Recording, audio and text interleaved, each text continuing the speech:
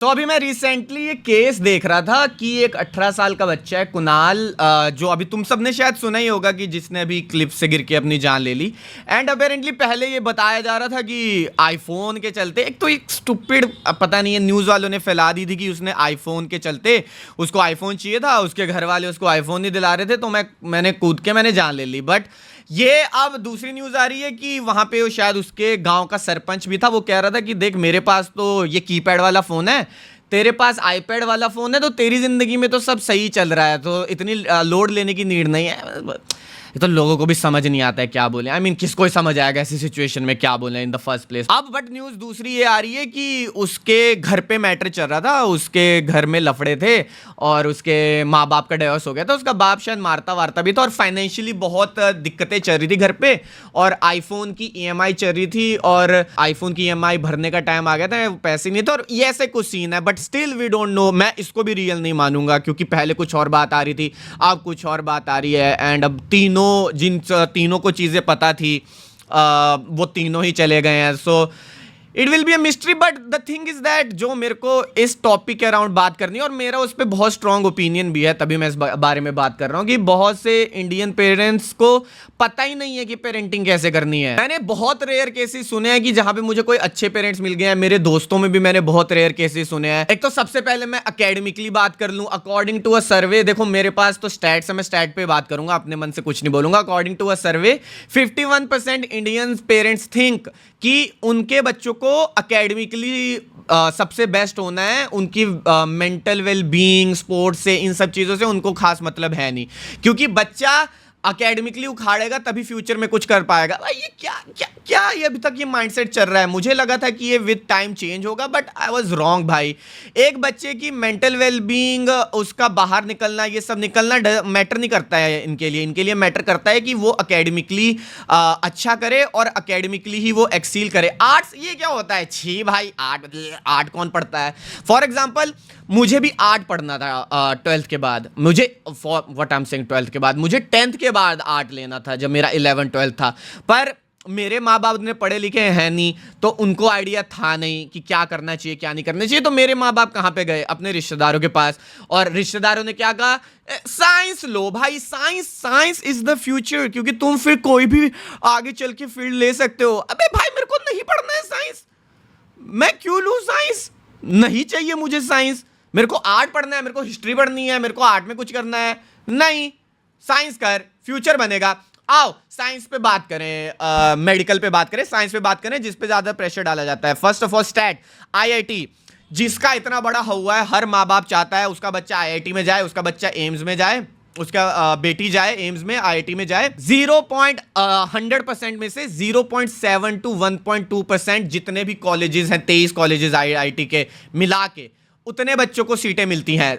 हर साल 10 से 14 लाख बच्चा पेपर देता है, उसमें से 17 से 18 हज़ार बच्चा पास होता है। ये जो 23 कॉलेजेस हैं इनमें जाता है। एम्स पे आ जाओ, सक्सेस रेट इसका कितना हुआ आईआईटी का, 0.7 to 1.2%। Now it's time for AIIMS. AIIMS का 0.1 से भी लेस है। बच्चे 550 600 नंबर लाके भी प्राइवेट कॉलेजेस, उन तक में एडमिशनें नहीं मिल रही हैं। सरकारी तो भूल जाओ, मेडिकल फील्ड में इतना कंपटीशन है। मेरे दोस्त हैं, मेरे पास एग्जांपल है, मैं हवे में कुछ नहीं कह रहा हूं। यूपीएससी आ जाओ, UPSC I think one of the biggest exam. UPSC का हर साल 10 से 13 लाख बच्चा पेपर देता है, उसमें से 0.1 to 0.2% सक्सेस रेट है। तुम्हें सपने बेचे जाते हैं, और इंडियन माँ बाप को लगता है ना कि इन फील्ड्स में हो गए तो हमारे बच्चे का फ्यूचर बहुत सिक्योर है। क्यों? क्योंकि हमारे बुढ़ापे का सहारा है। बहुत से इंडियन लोग ना इसलिए भी शादी कर लेते हैं ना कि करनी तो है, शादी ही तो करनी है, और क्या है लाइफ में, शादी कर ली, अब अगला क्या करें, बच्चे कर लो, शादी कर ली, बच्चे कर लो, क्यों? बुढ़ापे का सहारा। तो हम लोग क्या करेंगे ना, हम लोग पूरी उम्र गिनेंगे कि इसके बढ़ने में, इसको पढ़ाने में कितना खर्चा हुआ है, और अब फिर जब ये कमाने लग जाएगा तो हम बोलेंगे कि भाई तेरे में इतना खर्च हुआ, अब हमने तुझे पढ़ाया लिखाया, पैरों पे खड़ा किया, अब तू उसका भुगतान कर। अरे उसने मांगा था क्या ये सब? तुम किसी जान को इस दुनिया में लेके आए हो, तो उस पे तुम बचपन से उस पे उपकार कर रहे हो क्या, कि हम तुझे जिंदगी में लेके आए हैं, हमारी बुढ़ापे की पेंशन, हम नहीं कर पाए लाइफ में इतना कुछ, पर तू करेगा या तू करेगी।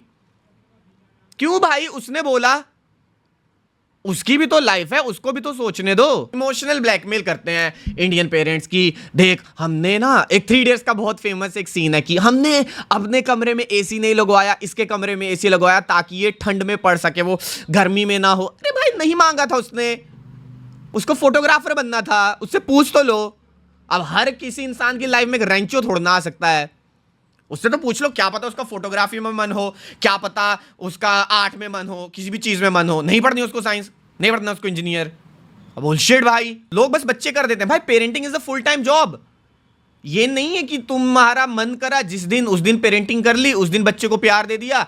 जिस दिन तुम्हारा मन नहीं है, आज मैं बहुत थका हुआ हूं या मैं बहुत थकी हुई हूं, आज नहीं करेंगे, आज नहीं दे रहे प्यार। अरे क्यों भाई? और बच्चे को तुमने पूरी उम्र ऐसा करा। और एक तो इंडिया में आज जॉब का सीन तुम लोगों को पता ही है। फिर बच्चा 22, 23, 24 तक की उम्र में घर पे रहे तो घर वाले उससे बदतमीजी करते हैं कि तू घर पे पड़ा रहता है, क्या कर रहा है, कमा। हम उसका देख पड़ोसी, फिर वही कंपैरिजन आ जाता है। पड़ोसी का बच्चे ये कर रहा है, उसका बच्चा ये कर रहा है, वो कर रहा है, ये कर रहा है, तू क्या कर रहा है, तू क्या कर रही है? भाई, उसको सांस लेने दो। मार दिया है तुमने उसको अंदर से। चलो, ये तो एकेडमिकल चीजें हो गई। दूसरी जो मैं बात करना चाहता हूं, मेंटली वाली चीज की। ठीक है, तुमने एक बच्चे को जिनका घर बहुत अब्यूसिव होता है बचपन में, जिसने सब लड़ाइयां वड़ाइयां देखी हैं, सब कुछ वो देखता आ रहा है, उसका ये हो जाता है ना कि उसकी तुमने पूरी लाइफ ऐसे फॉर्म कर दी, वो एंग्जाइटी में रहने लग गया है। उसको लगता है कि उसकी जिंदगी में कोई भी आ रहा है थोड़े टाइम के लिए है, थोड़े टाइम के बाद ये चला जाएगा, क्योंकि उसकी तुमने मेंटेलिटी ऐसी बना दी है। तुमने उसमें अबेंडनमेंट सिंड्रोम डाल दिया है। अब उसके पूरी टाइम ये रहा, क्योंकि बचपन में उसके साथ हुआ कि एक दिन उसे उसके माँ बाप प्यार दे रहे हैं, दूसरे दिन वो एक दूसरे से लड़ रहे हैं, तीसरे दिन उसको पता नहीं है कि क्या चल रहा है, कहाँ है माँ बाप, चौथे दिन और पांचवें दिन फिर से आ गए हो। तो उसको ये लगता है कि ये जो इसकी लाइफ में प्यार है ना, ये उसकी लाइफ में टेम्पररी है, थोड़े टाइम का है, ये चला जाएगा थोड़े टाइम के बाद। उसके इनसिक्योरिटी ऑफ रिलेशनशिप है, फियर ऑफ रिजेक्शन है, उसका बिहेवियर इतना क्लिंगी हो जाता है वन टाइम पे, क्योंकि वो उसको फील होने लग जाता है कि ये शायद जाने वाला है या जाने वाली है। से बहुत सी चीज़ें होती हैं जिससे उसको, इंसान को निकलने में इतना टाइम लगता है। और जब वो निकलता है उस चीज से, फिर उसको रियलाइज होता है कि उसने कितने रिलेशनशिप इस चीज में खराब कर दिए। तो the last thing that I want to tell भाई पेरेंट्स को, कि देखो, जो आपके टाइम पे वर्क करा, जो आपके पेरेंट्स ने आप पे वर्क करा, जरूरी नहीं है कि आप भी वही पेरेंटिंग करो। आई नो कि आपको और चीजें पता नहीं है, कैसे करनी है कैसे नहीं करनी है, बट जरूरी नहीं है। World is a complex now. ये सोशल मीडिया का टाइम है, यहाँ पे बच्चे के अराउंड इतनी चीज़ें चल रही होती हैं, वो खुद को इतनी चीज़ों से कंपेयर कर रहा होता है, उसको बाहर से हर जगह से इनसिक्योरिटी है। तो सबसे ज़्यादा उसको कहाँ पे सेफ फील करना चाहिए? अपने घर पे। मुझे याद है, अभी मेरे से कोई 14-15 साल का बच्चा बात कर रहा था, एंड वाज लाइक कि भैया मैं बहुत अकेला फील करता हूँ, मेरे आसपास के लोग, बच्चों ने इतना कुछ ग्रो कर लिया है, वो ये उखाड़ रहा है, वो उखाड़ रहा है, और मैं क्या कर रहा हूँ। एंड वाज लाइक कि bro, you are just a child. तू भाई, अभी जिंदगी तेरा भी खेलने कूदने की उम्र है, रिलैक्स करने की उम्र है। आई नो क्या फील कर रहा है तू, थोड़ा बहुत relax, take a back seat. तुझे उम्र के साथ फॉर्म तो होने दे अपनी लाइफ। मैं इतने अपने दोस्तों को जानता हूं जिनका मैं 12th के बाद पूछता था क्या प्लान है, वो कहते थे प्लान का पता नहीं, कॉलेज का पता नहीं, बस घर से दूर जाना है, मेरे को बाहर की सिटी में जाना है, मेरे को घर के पास नहीं रहना है, मेरे को अपने पेरेंट्स से दूर जाना है। भाई तुम सोचो, तुमने ऐसा कैसा माहौल घर पे सेट कर दिया है कि तुम्हारा बच्चा जहां पे सबसे ज्यादा सेफ फील करना चाहिए, वहां पे सबसे कम सेफ फील करता है। Just think about it. ठीक है, एंड मैं सब इंडियन पेरेंट्स की बात नहीं कर रहा हूँ, ये बहुत, मैं पेरेंट्स को भी जानता हूँ जिन्होंने बहुत अच्छी पेरेंटिंग की है।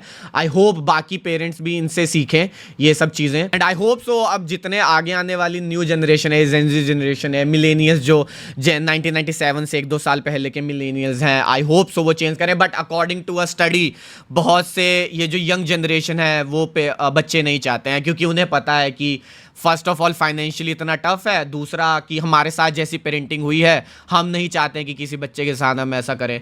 तो I don't know things where are going, but I just want to say, मैं बस उस एक बच्चे से बात करना चाहता हूं जो अपने अभी यंग टीन्स में है। भाई जिंदगी बहुत बड़ी है और तुम कुछ कर लोगे, कुछ ना कुछ, इतना प्रेशर लेने की नीड नहीं है। और आई नो कि तुम अभी बहुत प्रेशर फील कर रहे हो, बहुत लोगों का प्रेशर है, बट टाइम हील्स एवरीथिंग, और तुम्हारे लिए कोई ना कोई है। अगर तुम्हें घर वाले से प्यार नहीं मिला है, भाई इतनी बड़ी दुनिया है, भाई इतने लोग हैं, इतनी पॉपुलेशन है, कोई ना कोई बना है तुम्हारे लिए। Just think about that, just मेहनत करो अपनी, अपना काम करो, बट चिल वे में, इतनी लोड लेने की नीड नहीं है, ठीक है? चलो ध्यान रखो, सिया सिया।